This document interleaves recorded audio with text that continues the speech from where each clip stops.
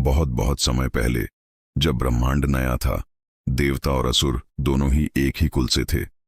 लेकिन असुरों के अत्याचार बढ़ने लगे, जिससे देवताओं की शक्ति कम होने लगी।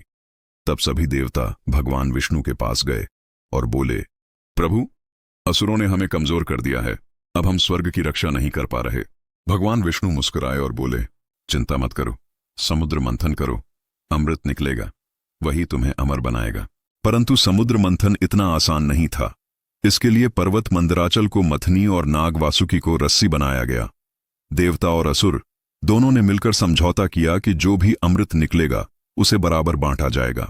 मंथन की शुरुआत। जैसे ही समुद्र मंथन शुरू हुआ, मंदराचल पर्वत डूबने लगा। तब भगवान विष्णु ने कछुआ अवतार, कूर्म अवतार लिया और अपनी पीठ पर पर्वत को स्थिर किया। उसके बाद मंथन शुरू हुआ। धीरे धीरे समुद्र से अनेक चमत्कारिक वस्तुएं निकलने लगीं।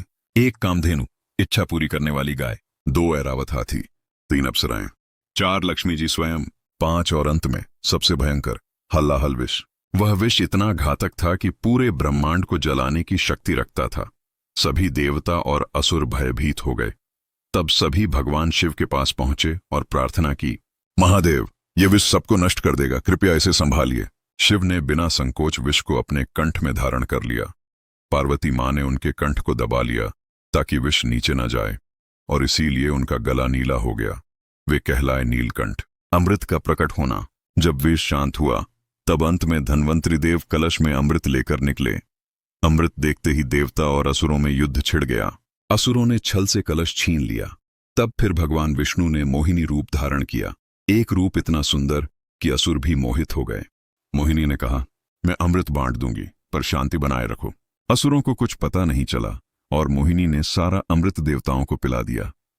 केवल एक असुर, राहु, देवता के वेश में आकर अमृत पी गया, परंतु सूर्य और चंद्र ने उसे पहचान लिया। तुरंत भगवान विष्णु ने अपने सुदर्शन चक्र से राहु का सिर काट दिया, लेकिन तब तक वह अमर हो चुका था। तभी से राहु और केतु अस्तित्व में आए। अंत में क्या हुआ? देवताओं ने अमृत पीकर अपनी शक्ति वापस पा ली और असुर हार गए। पर इस मंथन से ब्रह्मांड में संतुलन स्थापित हुआ। देव और असुर दोनों की भूमिका इस संसार में बनी रही।